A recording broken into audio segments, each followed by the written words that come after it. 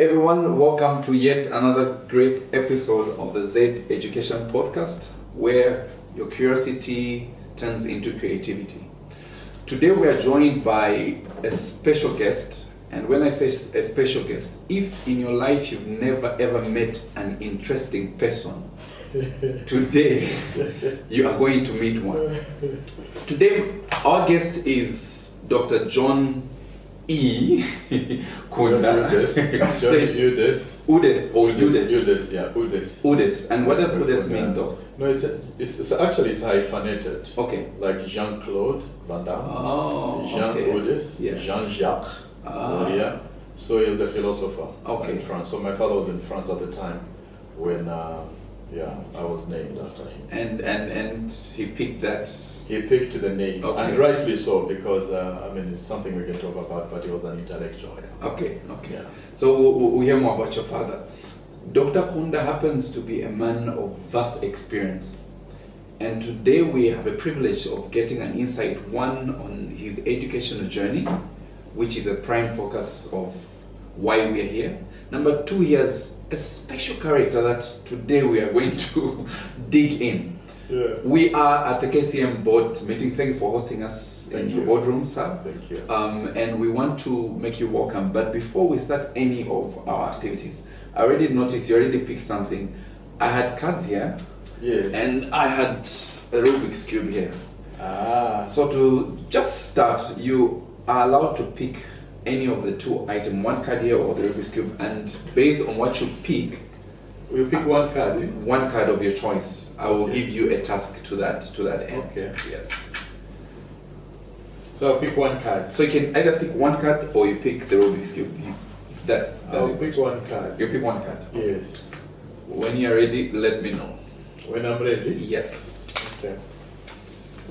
Let's pick this one. We'll pick that one. Yeah. Okay, so on the card that is picked, we have some items. I won't mention them. Yeah. But I want you to pick one of those names or the items on the card and give me one interesting fact that you know about items on the card. Okay, just picking one item. One. So I can pick Simon Mingwa. I know him. Yeah. Oh, you know him personally? Yes. Okay. When I was at ZESCO and at Millennium, he did interview me at some point. Okay. Yes, and it was an interesting conversation. But Okay. also prior to that, I did used to see him in adverts. Yes. He did the, I think there's a Zamtel advert, yes. Back in the day. Yes. I think that was one of the most refreshing and brilliant. Yeah. But what was interesting for me is the coordination between Simonson Building, his father, and himself. Okay. And how he featured within the metrics. And then picking up a skill or a gift that he has and using it as work. That's an interesting element, yeah. Okay. And I know he has his own Simon Mwale TV, yes. Yeah. Yes. Yeah. So he has interviewed me on a number of occasions, Okay. at Kafue Gorge Lower, at ZESCO itself. So I know him. Okay. A shout out to him if you may, since you picked him. So Simon is an interesting person. I do follow some of his postings and his commentaries, followed his story as well. But it resonated more because his father was a big name Back in the and I mean a development mind. Simonson was an innovative idea at the time, and for him to be able to sustain it and grow it to what it is, and the mother cooks, she runs a restaurant. So those are dynamics that I see. But the one thing that I see from him is that pick what you love, do it with passion, and you will succeed if you are consistent. Great. Yeah. Thank you very much. You're most welcome. I like the last statement. Pick what you love and be consistent with it. Yeah, just be consistent. Okay. So, Dr. Kunda, Yes. since you are Bemba, when you came, I introduced myself being from the East and my colleagues. Yes. Then there's a way you reacted. I have one question for you. Yes. However, you greet by saying Mapurenpo Mkwai, and how do you reply to that? Enditamkwai. So, Mkwai. Mkwai. Yeah, it depends on there are variants to the response. Okay. Mkwai. So maybe speaking to the greeting, if I greet you at Mapurenpo Mkwai, is it that you were sick and now you have survived? This is what I'm saying. Why? Or what's the issue? Well, but it's more, the greeting is more just an affirmation of life, you know. Okay. Yeah. Okay. Basically, you're affirming your life, and it's consistent amongst many Bantu-speaking greetings. They are more keen to speak to life. Okay. Like the Rwandese would say Amaga, you know, or Gunjani, or Sanibonani. It's almost like we see you, Dumela, Ligai, everything, or things like. So our greetings are more of an affirmation of life and the state of life. If you're waking up during the day, how your day has been, and all that. So I see it more of an affirmation of life, of health, which is like Amagara, you know, if in Kinyarwanda. Okay. Yeah. And just from the way you're speaking, I know you are very good with languages. I try, yeah. You try? I try because I grew up in an environment where I had to learn languages. For survival or just for... It was just by virtue of where we were. My father was a dancer. A dancer? The Zambia National Dance Troupe, yeah, one of the key founders of the Zambia National Dance Troupe. Okay, his name, full name? Obino Kunda. Okay. So I was born at the Kawata Cultural Village here in Lusaka. So my mother also danced until she decided to leave and raise a family. Okay. So we were about 9. We're actually 9 in our family. So he had a career in dancing? He was a dancer through and through. My father, until he retired, he knew he could beat almost all the drums in the country. Okay. He danced in different dance moves, African choreography, you know, mixed with Western R&B and stuff like that. Okay. So they were quite innovative. They created the Zambia National Dance Troupe as young boys. Then they were co-opted into the government. Okay. So he was at Kawata Cultural Village. We lived there, then went to Lubala Stage 4B, then Kaunda Square Stage 2. I see. Hence the Kaunda Square. Hence the Kaunda Square. So in that environment, most of the people that he worked with spoke different languages, yes. And they performed different artistic illustrations from Loziland, Tongaland, Tumbukaland, Chewaland, whether it's Inyau, Vimbuza, Kawale, from Northwestern. So he was a master. In fact, when he was in India, he was called the African Drum Master. Really? Yes, he was very good, yeah. Did you at any point aspire to be like your father? We used to dance. You used to dance? Yes, we used to dance when we were young. We used to beat drums. Okay. We formed a Tabueranso dance group in Kaunda Square, which was a simulation of our father's dance group. Okay. But the one thing that Dad did not do was to bring drums home, because he thought that dancing was addictive and he didn't want us to go down that path.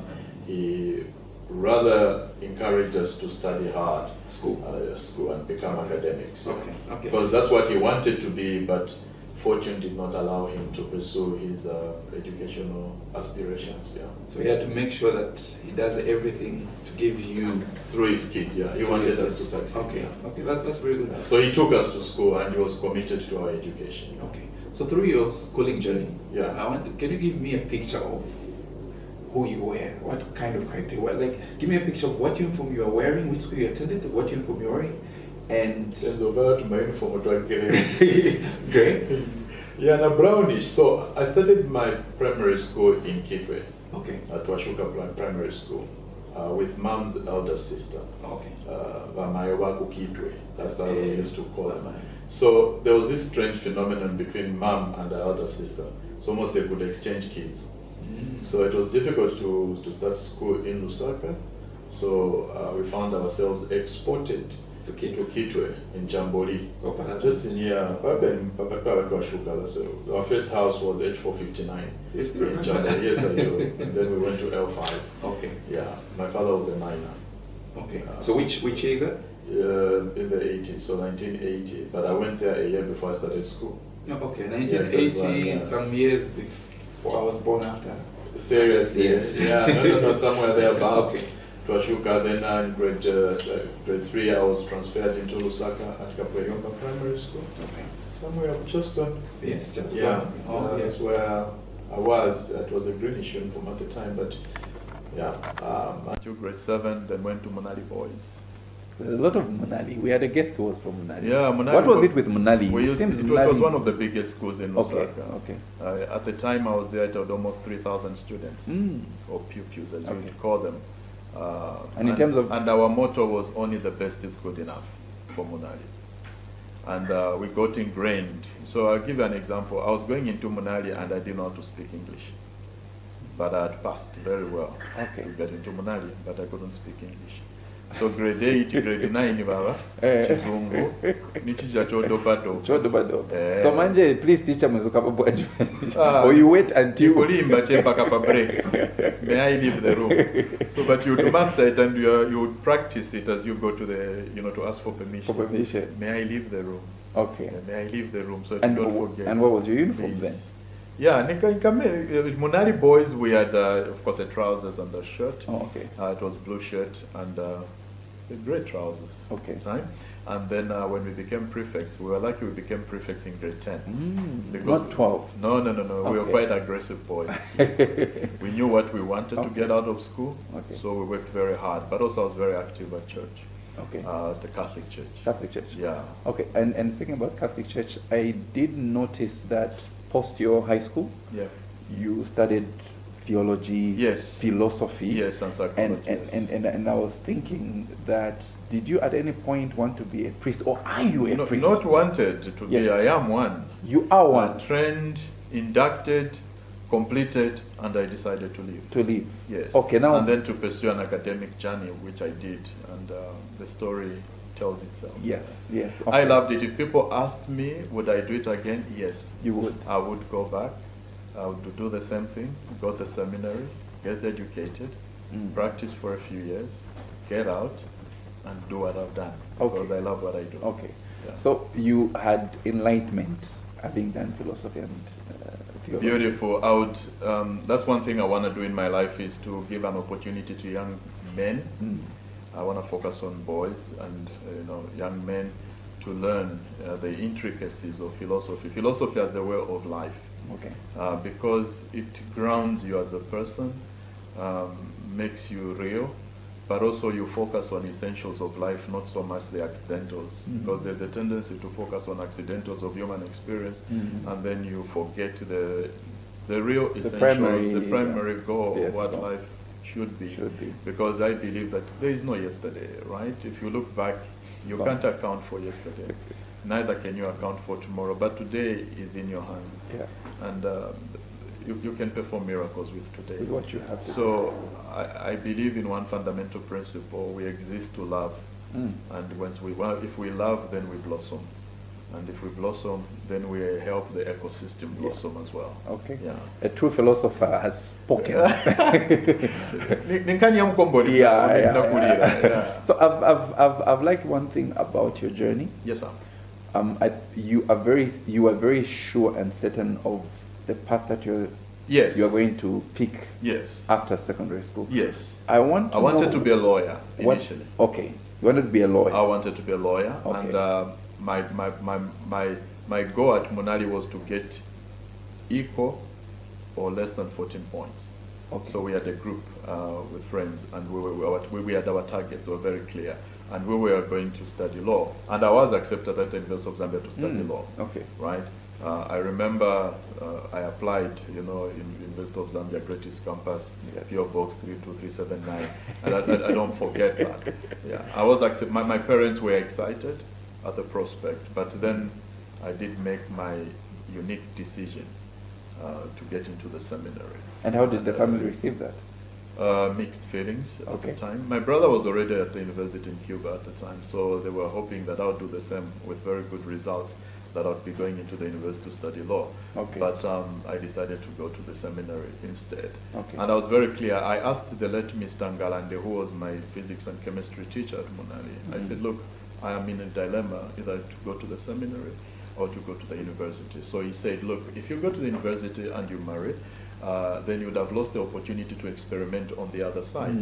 So, but if you go to the seminary, you experience it, and if you feel, then you can cross over, and you'd still have the taste of both worlds. Okay.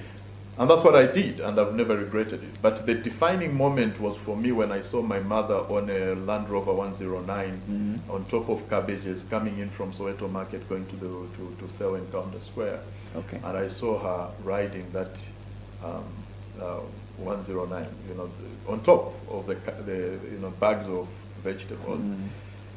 And I was in grade 7, and I said, if she falls, she's gonna injure herself. I didn't talk to her, and I said that will never happen as long as I succeed. As long as you are alive. She will never ride the 109 on top again. And I think we've lived up to that. Honoring mom and dad for me has been the greatest source of satisfaction. So that was the fuel. That was the fuel that drove my desire to succeed. Okay. And were you way more close to mom or dad? Both. But dad much more is my hero. Yes. Dad is my hero. He's a very sincere man. He's a very lovely character. Dad is very moral, very firm, very focused, very intelligent. He kept a diary and a record of each one of us, despite his academic background. Okay. And his dad would always say, "Guys, I'm proud of you," when we were young. So he remains an inspirational figure for me. Okay. And honoring him today for me. Mom was the bulldozer. And she's a lovely woman. I mean, we're very close to Mom. Okay. And both of them she used are to alive? say what they are both alive. They're in Kaunda Square. That's wonderful. Kaunda Square is... Stage 2, they're still there. He's given me 3 of his drums. My brother's gotten the drums as well. So the legacy lives on. Okay. And do you have moments where you visit them and maybe play some of the drums and reminisce on... We used to sing together. Dad had a stroke 14 years ago, so Okay. kind of not as mobile. Okay. I visit my parents almost on a weekly basis. Once I'm in Lusaka, I have to see my parents. To visit them. They are my gods here. Okay. Yeah. So honor your parents, And mom live and long. dad. They will never lack anything as long as I'm okay. That's wonderful. Yes. Doc, one of the areas that I noticed you are very fiercely passionate about Yes. is one, education. Yes. And there I was happy when I saw that education, this is my person. Yeah. Number 2, you are also passionate about the sexual reproductive health. Yes. Yeah. I want to hear how you landed yourself in that space, away from your job, because your CV is, I think you need a proper education to understand what your CV is. It's schizophrenic, eh? Exactly. Yeah. Because when I was going to, I was like, who is this man? Yeah. When I looked around, but I want you to speak to one where the passion for education came from. Yeah. And the sexual reproductive health component Yeah. in your life. Yeah. What sparked you to want to champion that cause? Yeah. Regardless of where you were, because I know you've moved and worked in different spaces, in different countries. Yes. And here you are. Yeah. And you're working in 2 different towns now, or cities. You're in Lusaka, you're in Chingola. Yes. So please speak to that. So I love education because educare from the Latin is to lead Yes. into new light. New light. It's almost like an illumination of life. So I love education. I love to see others also get educated. I would like to offer opportunities for people to get educated. And also just like because education opens doors. It's not so much the formal education per se, it's when your own frame of reference in your life experience is illuminated by knowledge, the nous, as you would call it. So I love education, and my brothers and sisters know, my nephews and nieces know. But I was also inspired by my uncle, Professor my Pose, mom's elder brother, and I remember telling him that one day I'll beat your record. Yeah, because he did his master's in the UK, Scotland actually, and he was one of the lecturers there. He was for us a model of success, and we used to admire him when they lived at Handsworth and Munali. So yeah, I told him one day that, uncle, I'd like to beat your record. Okay. And have you?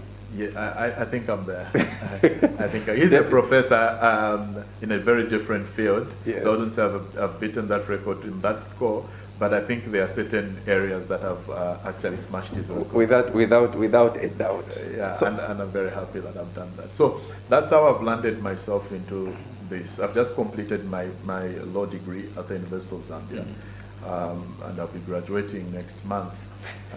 I remember when I appeared on Diamond TV, I'd said, look, my next goal is to get a law degree, and probably in November I should be going into ZEDEDU. I'd like to go all the way. You start something, you must be consistent and conclude it, then move on to something else.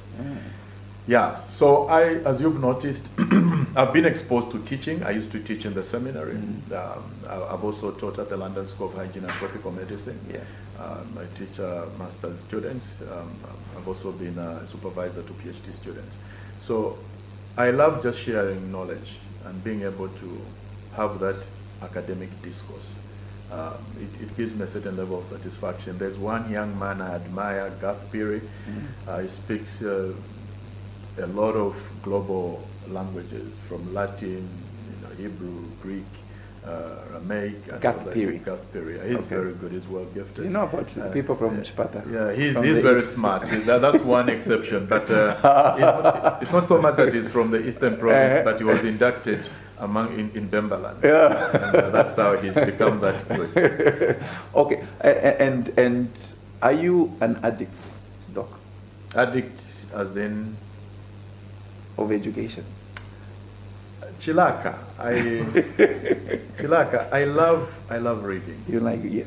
And you're a writer, an editor. I worked for Critical Arts, which was a critical journal, more on the academic and geopolitical commentary on various issues. So I've authored articles both on social commentary, but also in the health sector, in HIV and other elements. So I have published on a number of subjects. So I love knowledge.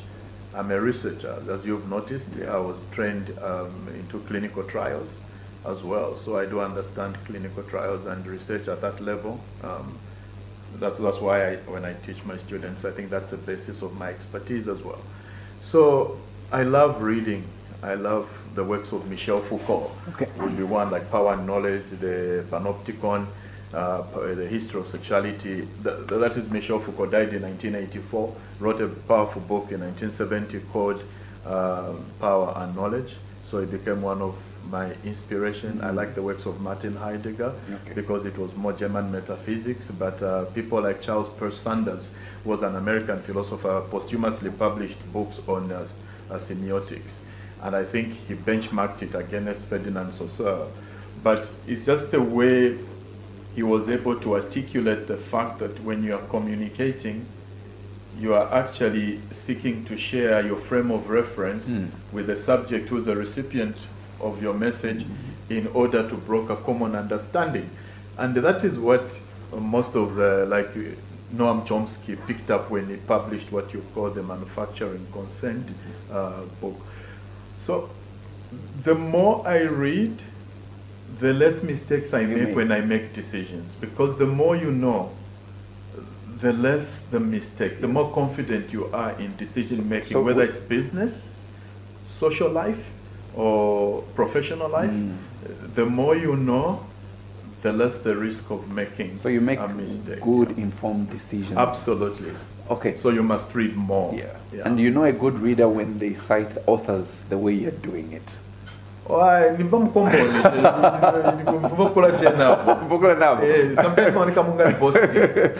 it's very good.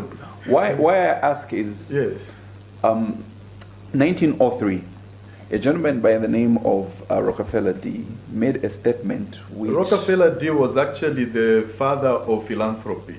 And he wrote a beautiful book. It's very short. I think it's also there online.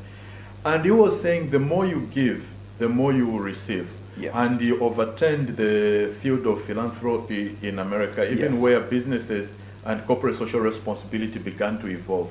Sorry, I'm jumping the gun. But there was a funny part to it, and I wanted to say, what Rockefeller was pushing actually was the principle of reciprocity in what you call classical conditioning. That would be Pavlovian, right? Yeah, and I want to speak to that, Pavlov.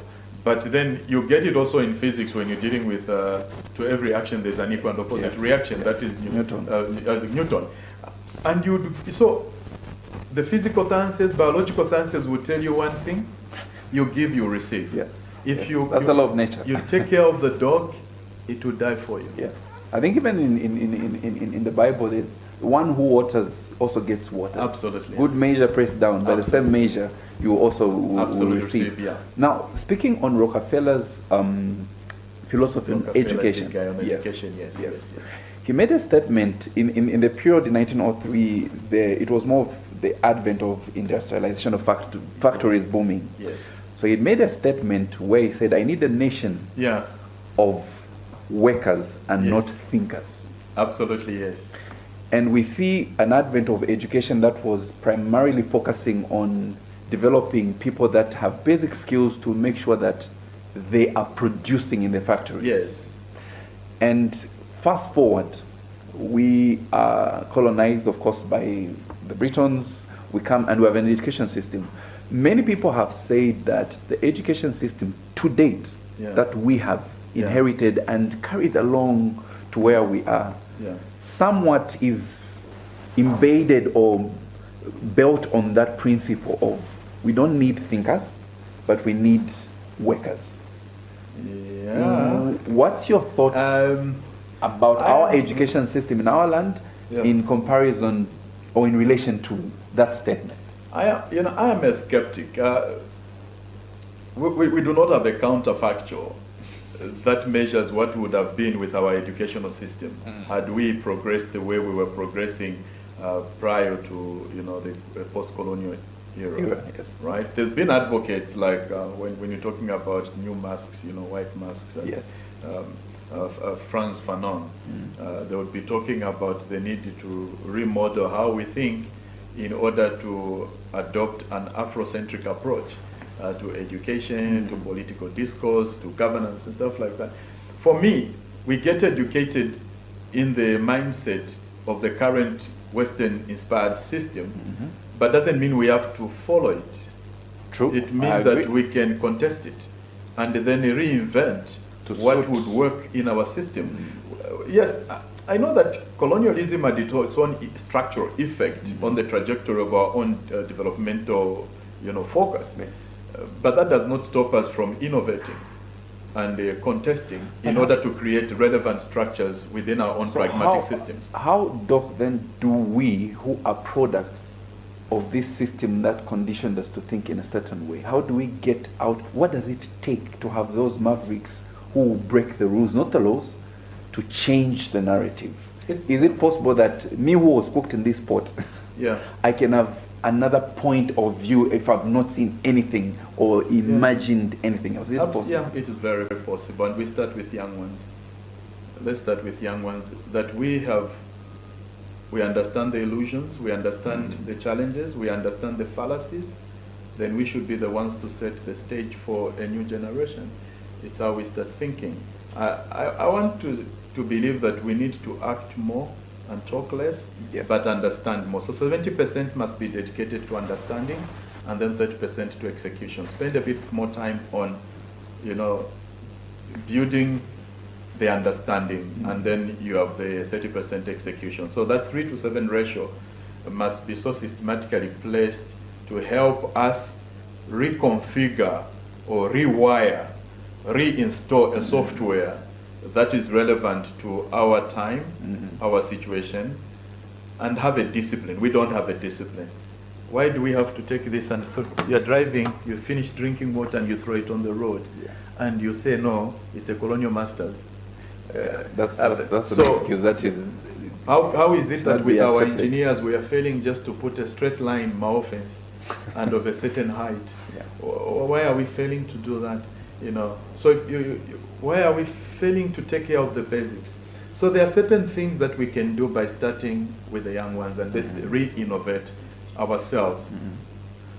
It's not so much about the speculative change. It's re-engineering ourselves to think in a particular way in order to drive certain agenda and achieve certain goals. Okay. There are so many young people spending time on the Reels and on TikTok, and I ask them this question: when you account for the time you spent on a particular day, what benefit have you received at individual level for your own development?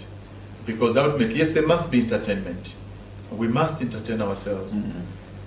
But that entertainment must not be at the detriment of self-development, but also development that contributes to the common good. When you see a need in the public space for common good, that is what becomes your business, right? Yes. Yeah. And the more the demand there is for your innovation or for your idea, the more lucrative your business, the more value there is. So our young people admire flashy lives, the superficial lives. They admire people who, after they've given you the superficial side, in their own closets they are crying. They're depressed. They are depressed, Yeah. and they are sad, they are on drugs, or they are drunk. So reconfigure the way we think Yeah. and the way we act. Even in the workplace, when you go for work, your goal must be to deliver, and deliver big. So you want results. Become the star. Yeah. Okay. I don't know if I'm making sense. No, you are making. You are making Leon sense. Messi is only valuable because he's selfish. He's spending a lot of time investing in himself, in becoming the best that he can become. Okay. And because he has become so good at what he does, everyone is looking for him as an ambassador of their products. I thought you were referring to Cristiano Ronaldo. No, even Cristiano Ronaldo, it's the same. He's become a brand, and he puts in a lot of work to become the best he's become. It's the same with LeBron James. It's the same with the Mamba. Yes. The Mamba, these guys were extraordinary in that they spent more time practicing and refining their skill. They've grown to the point where industry cannot ignore them. I can't be ignored. Right? They've become the best at what they do. So if all of us can identify the gifts that we have, consistently polish it, consistently build it, consistently refine the skill, you become the next ambassador. How do you think education, especially people that are dealing with children from year 1 to year 11 or 12, can help people or our citizens who are learners have that reflective mind, like you mentioned, at the end of this day, this interaction with on social media, what am I getting out of following this person? Yeah. Is there a place for education? Is it something that you can be taught to reflect and analyze your actions? Yes. Or is it something that is inherent in some people? No, education should be leading young people to see visions.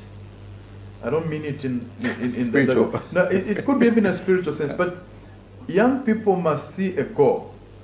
And we are responsible for social modeling, according to Albert Bandura. Yes. We are giving people a vision that they can follow, right, in order to become, because that is what that motivates them to drive towards growth, to become what they want to become.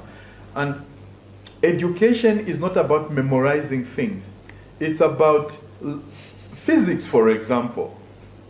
Physics is there to help you become a critical thinker. Yeah. And to understand processes and how systems work, right? To improve your higher order thinking skills. Exactly. It's a social cognitive intervention that allows to not to just pack things and load things in the brain, but unlocks the brain to become a critical thinker. That's why you're doing physics, you're studying history. When you study history, you are studying the future, right? History is not about the past.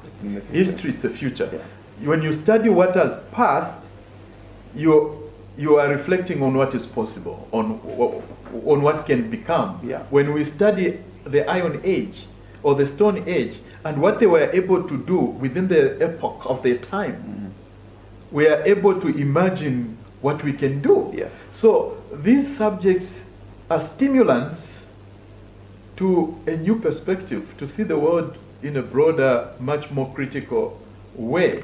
And that's how I see myself. Okay. I see myself as, how can I be the best every day?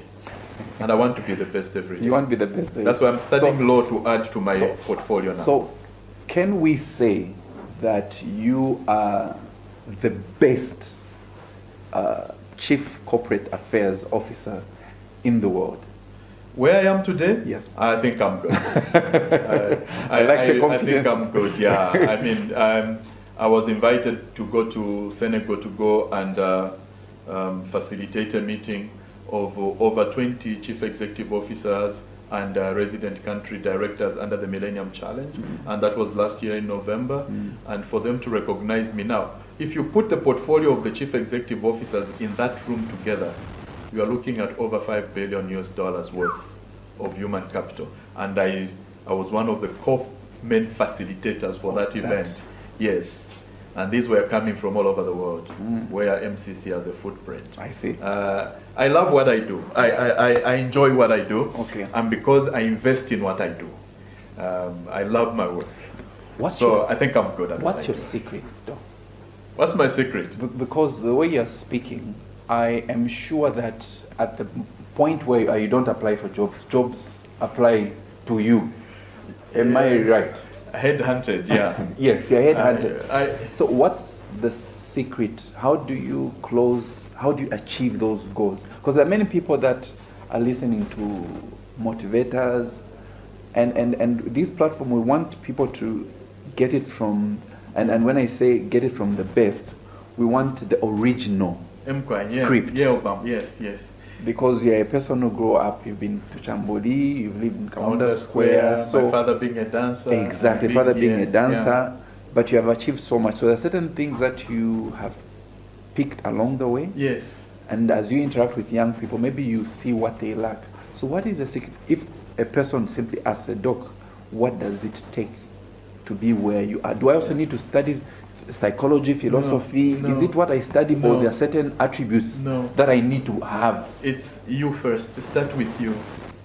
You know, the first gift that you have is your body. So embrace you. First, take care of your body. Okay. Take care of your body. It's the greatest asset that you have. That's number one. Number two, find what you love. If you can't see it, ask people around you what they think you're good at. Because you may be insisting on something, and people keep telling you, you were trying teaching away. You were trying teaching away. That's my story. Do you know that you can be a good teacher? Yeah. People may point you to your real career. The person who pointed me to communication was John Bitterman. Yes, John Bitterman came to me and says, I like you. You have so much energy. You love doing a lot of things, but try communication. Just like that. You will try communication. Wilfred Mwamba is still alive here, would testify. This guy encouraged me to focus on communication. So I never looked back. When I stood up to address a meeting, people responded. When I'm an interview, people responded. Then I began to feel like, man, gift. Mama, you've shown us a signal, maybe let's do this.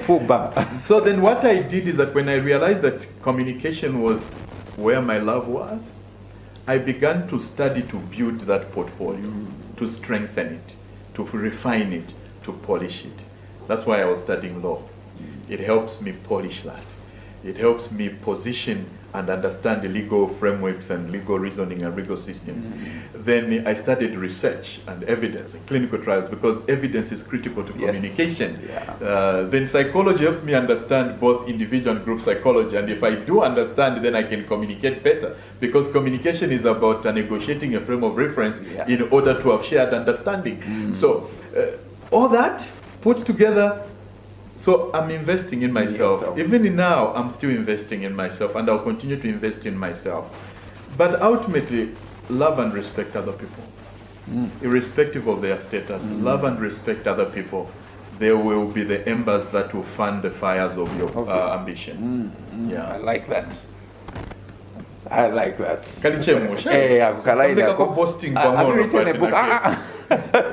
That should be in a book. Please make sure that comes out as yes. Yeah, just love people. Because if you love people, then you understand that at the end of it all, everything doesn't end with you. You have to serve humanity. Absolutely. It's about, there's great fulfillment out of I am because we are, and because we are, therefore I am. Charles Mbiti. Mbiti wrote that in the Communitarian life.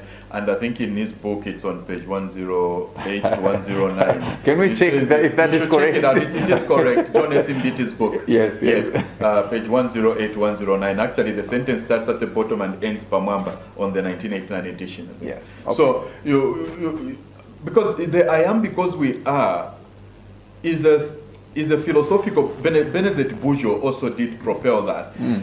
But it counters the narrative of Japan's donc je suis, which was more a Western mentality, like the Latin would have been cogito ergo sum. I am, therefore I think, therefore I am. But for us at African, we were saying I am because we are. And because we are, therefore I am. I am a product of community socialization. Yes. And therefore, the fullness of my existence is intimately linked, bonded to that communitarian fiber. And the more I love, the more I realize myself. Do we still need that philosophy in our current dispensation? Oh yes, absolutely. We do need It is the ontological definition of our Africanness. Yes. Okay. You should look at it. There is John S. Masolo wrote that book, African Philosophy in Search of Identity. And we do talk about this cosmological link. Even Eastern Province, there's the Cold and Warm region is all a communitarian concept. You are born into a family. You exist in a family.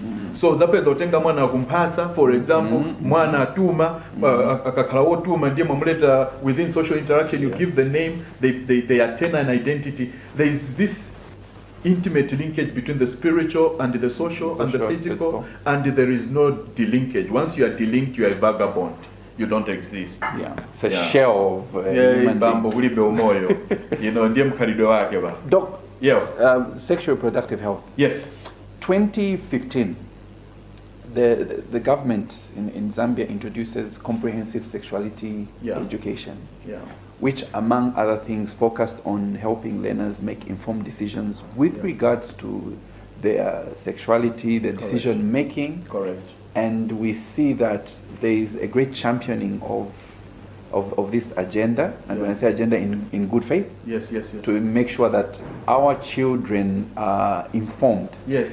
And some of these decisions as policymakers, because you did work under the AIDS program. Yes, when I worked for the American Embassy. Yes. So we find that the number of pregnancies, even below the age of 15, were very high. Correct. Across the country. Correct. With the introduction of the comprehensive sexuality education, yes, we saw mixed feelings. Yeah. And as an advocate, I want you to speak to that. Is it something that we need as a country? Yeah.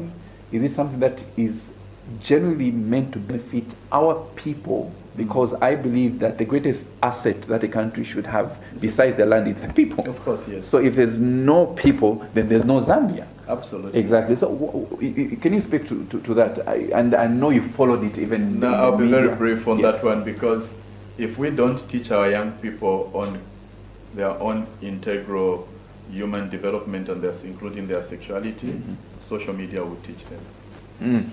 They will find out, they will learn. So we have a responsibility to have a properly couched and organized system of transfer of knowledge. Now, when you're talking about comprehensive sexuality, our traditional cultural systems had a way of teaching people and initiating them at a tender age, in inappropriate stages. What we need is not to throw that away, but to bring young men and young girls and train them. I'll give you examples. When we were growing up, we had girls who were our friends, and they would come home, and our parents were okay with it. True. Right? We related with them, we were with them, we played together, we went to church together. They were our friends, and we didn't see the need to cross boundaries, but we developed a respect for boundaries, right? So it's because I think there was a certain level of openness to talk about our sexuality.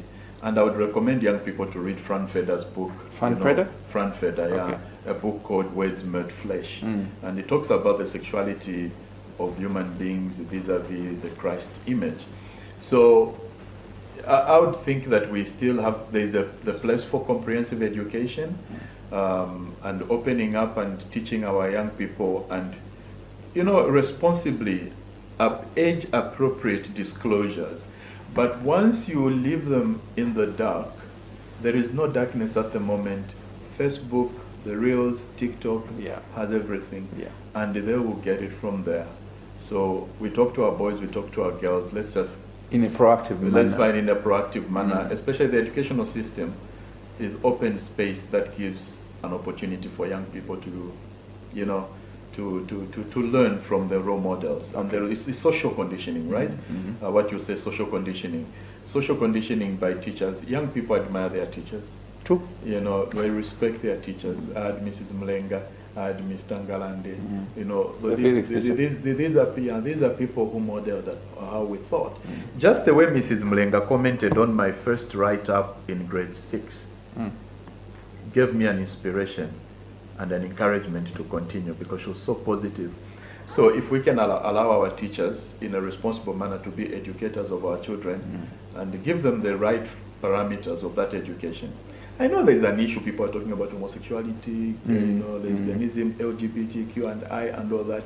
Those are accidentals within the fundamental trajectory of comprehensive sexual education. We must teach our young people what is there and then help them to find meaning in their lives and then focus their growth on the meaning that they discover. That's what I think you should be doing. Which, well said. Now it's called life skill health education. That's nice, which I believe in good faith you did mention that it has to be age appropriate. Yeah. It also has to be scientifically correct, grounded, and also culturally sensitive to the cultural issues that we have. And I believe the ministry is doing well in that area.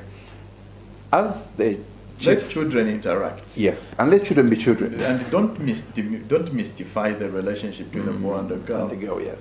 We grew up in environments where we were playing Chidunu, we were playing Sale, we were playing Lea Nokubuta. Together, Nokubuta, you know, and we had role play and all that, but without having physical sexual relations. True. But being curious at the same time as young people.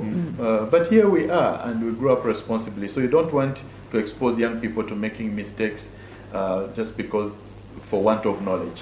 I think we have an obligation to teach. Okay. Doc, what roles is KCM, especially maybe through your office, playing in the corporate social responsibility in helping in these areas of sexual reproductive health, since you are championing? And also education, that's my area. Correct. So I want to know, are there any initiatives that you are physically or engaged in to promote these areas? Especially Zambia has just seen an introduction of a new curriculum. And we have moved from the outcome-based into a competence-based. Because we're saying, look, we don't want to have learners who are memorizing physics. Physics is not something you memorize. Nothing wrong with memorizing, but you cannot memorize practical subjects. So what is KCM doing in helping these areas? Are there any initiatives? KCM, I mean, you're aware we are one of the biggest mine. We are a major employer. If you go to our trust schools, we're doing very well. If you look at our trust schools, we subsidize education for our employees, and they're amongst the best in terms of production, 100%. But also under the corporate social responsibility, we have health, education, integrated livelihood, and sport. And all these are integrated in a way to produce a holistic person. So last 2 weeks we were announcing $100,000 scholarships, you know, to people from vulnerable families who are already in universities. So it is $100,000 every year for these particular individuals. So we got 64 applicants for this year, and the next year another group, the other year another group. So we have Undeleni programs where we necessary school for young people whose mothers are marketeers. They sell in markets. We don't want these kids to just sit in the market, but we take them into school, fully sponsored, fully paid for. We are building classrooms. We are developing infrastructure and training institutes like in Kitwe and all that. So our commitment to education is very clear. You know, we are not only training people in the mining disciplines, but also other related disciplines in order to improve the livelihoods of the communities where we live in. We believe as KCM, Konkola Copper Mines, invest in the human resource. It will give you 100-fold. Human So capital. is human gold. capital. But also we do community level projects, but they are aimed at improving the lives of communities and households where these children are found. So education is big in our portfolio. Okay. But at the same time, health is huge. Then we have sports, and then we have integrated livelihoods where we give water supply systems, but also agriculture, livestock, and crop growth. And then we are encouraging people to pass it on to the next person. Okay. That's what we do. That's perfect, and thank you for investing in our people. Yes. You are given a chance Yeah. to be the Minister of Education or to make a revolution in education in Zambia. And if the president gave you that mandate, are there any areas you would want to change? That's question number one. Question number two, if you were given a privilege to introduce or create a whole new course or subject, what subject would that be? What would you name it? And what are the reasons for introducing that subject? I would focus on integrated learning. So integrated learning, I would want human development. We focus less on on building human beings, and we pump the head with subjects, hoping that would trickle down to the human component. For me, I think we need to have a humane approach, approach. Historically, if you look at Plato and Aristotle, Yes. Aristotle was a student of Plato, Yeah. right?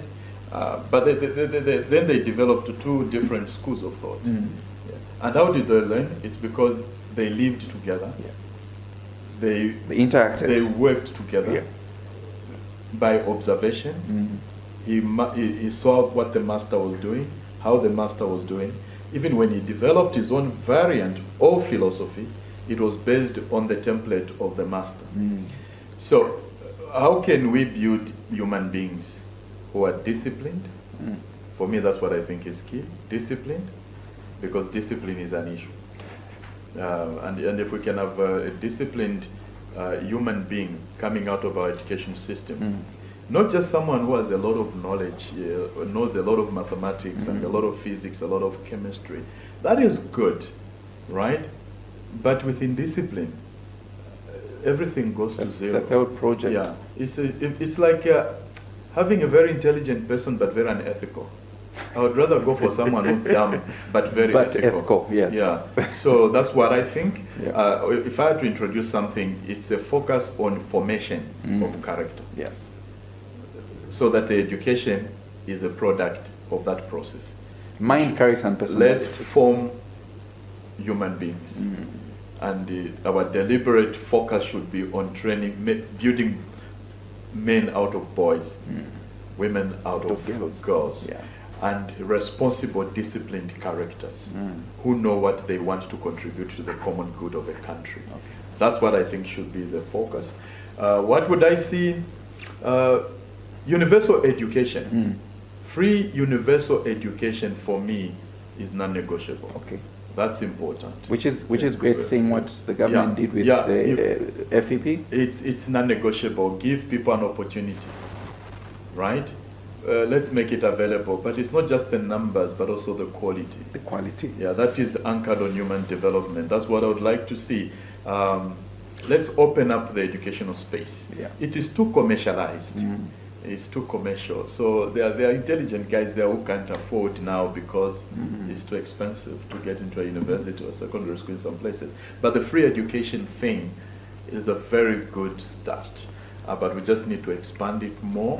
And let's go out like Zimbabwe did. They were very good at primary school level education countrywide. Let's go out and open education to everybody. Is that the reason why you want to open Yes.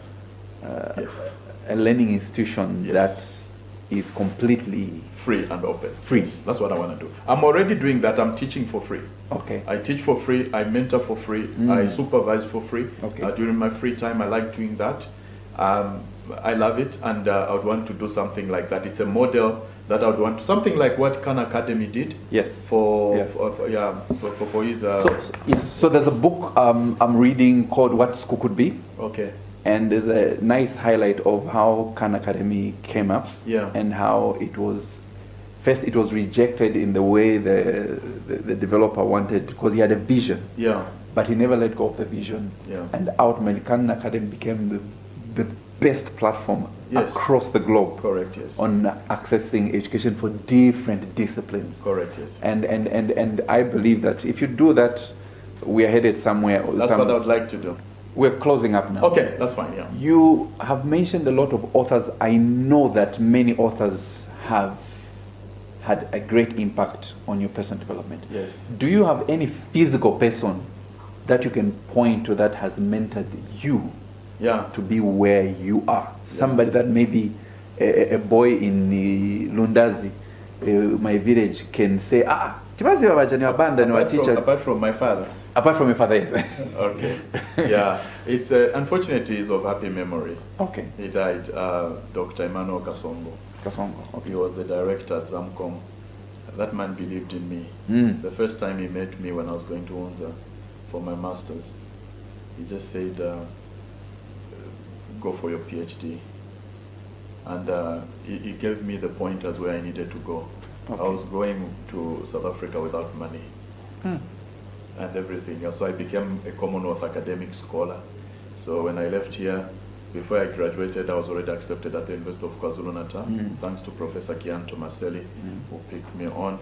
Then 1 year there, I won the academic scholarship to the United Kingdom, where I went to complete my PhD at the London School of Hygiene and Tropical Medicine. Kind of which program sharing is it? Sharing? No, it was the Commonwealth academic scholarship, yes, split site. So I was with Professor K. Wellings was my supervisor. I completed my PhD in 2 years, 6 months. I'd completed my master's in under a year. Okay. And so Emmanuel Kasongo for me was my greatest mentor. Okay. And he was very good. Followed by Tarsisius Mukuka, who in the seminar, Tarsisius is very brilliant, he's still alive. Okay. He's got a unique brain, unique thinker. Somebody I need to sit and... You should, yes. One day you should. Okay. He's someone, he told me one thing at St. Augustine's Major Seminary, and he says, with the way you think, you achieve a lot, and just go for it. So and I've never looked back, Okay. You are a father of 2. Yes, 2 boys, 2 lovely boys. What advice would you give Yeah. I'm a father of 3, I've got 2 boys, 1 girl. What advice would you give to us who are now raising boys in this new era of technology? Yeah.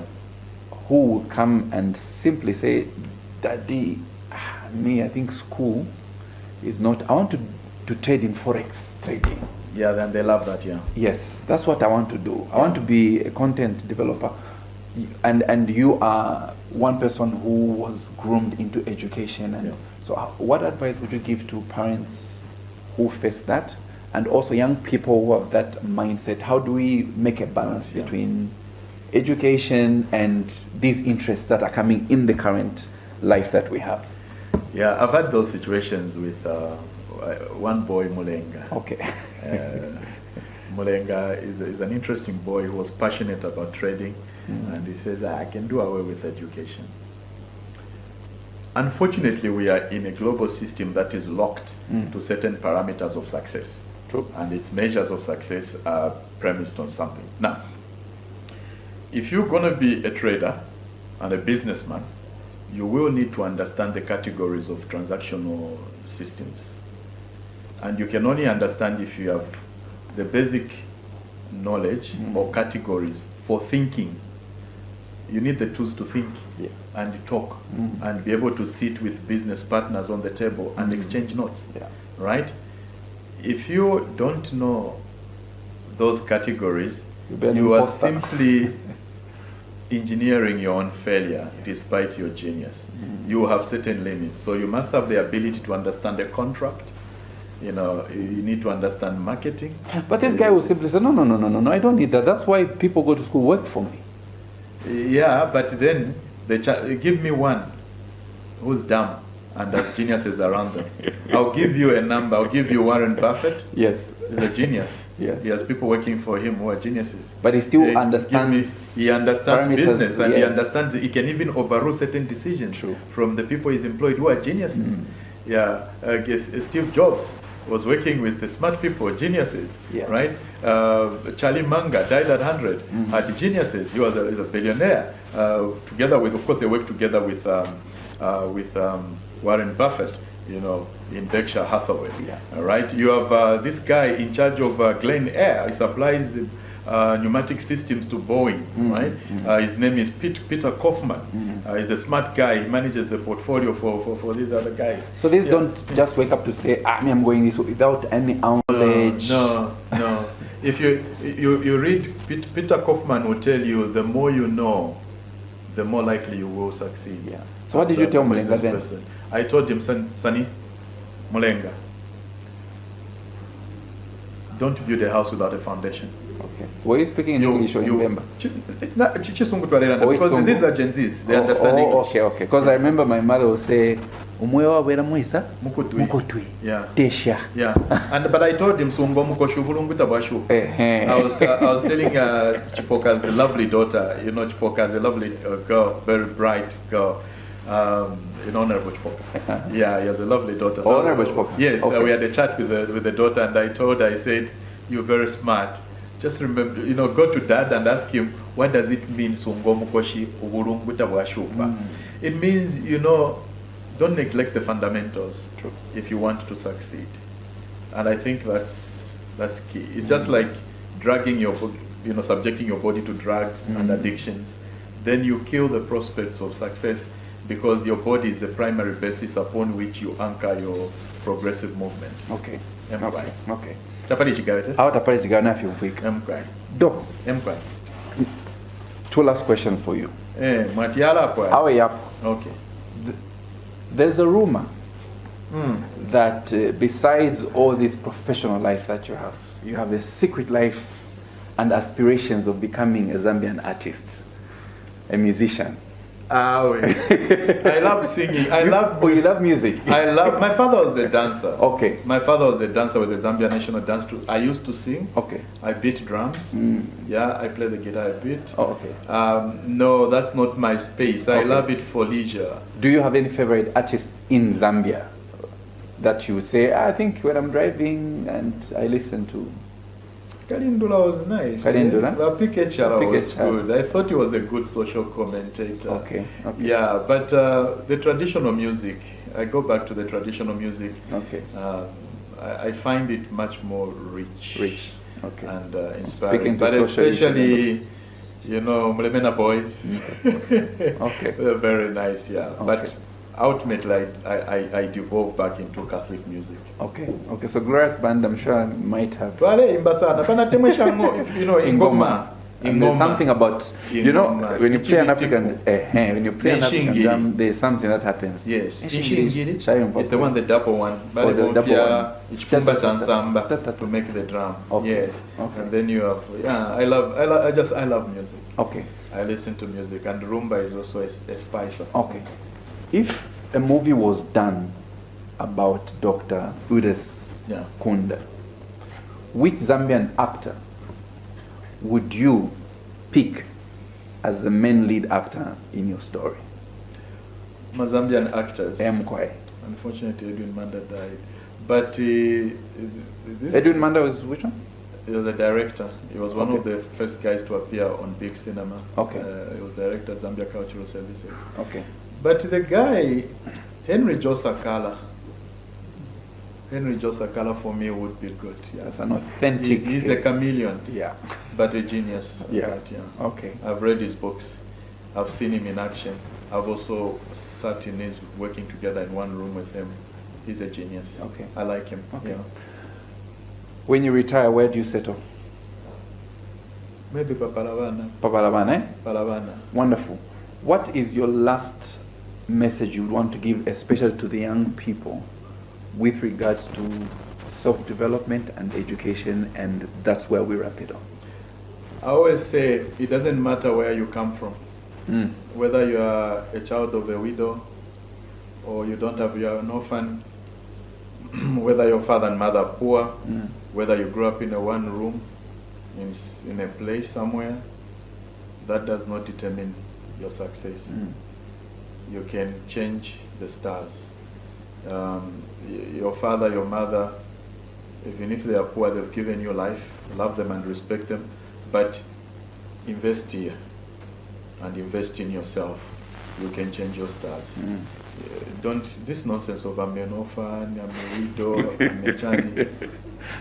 Come on, just stand up and walk. Self-pity. No, just you're not a victim. You can change the trajectory of your journey. I told myself I'll teach at one of the best universities in the world, and I teach at one of the best universities in the world. I teach at the London School of Hygiene and Tropical Medicine. Right? It's the best in tropical medicine. It was rated second best in the world. It's like Harvard of medicine. And only the best get there. And I'm a tutor there. Okay. I'm from Kaunda Square. There's nothing special about me. It's just discipline and hard work. Don't kill your body. Avoid drugs. Avoid this alcohol stuff. Avoid the superficial. Delay gratification. Just go for your dream. Find what your passion is, what your dream is. Everything else will be a punctuation mark within a sentence of success. Thank you. There we have it. Ladies and gentlemen, you have just had the original script of the life of Dr. Kunda. And we want to say thank you, Doc, for making the time of being part of the Education Podcast. If you enjoyed this episode, find time and subscribe, because Dr. Kunda, I hope you write a book. I hope I do, yeah. Yeah, I do write some poems once in a while. You do? Yes, I do. Okay, if possible, you can give us a poem that we can publish on the podcast I'll do it. on education. So thank you very much for being part of this journey. Remember to join us in the next episode. One Zambia.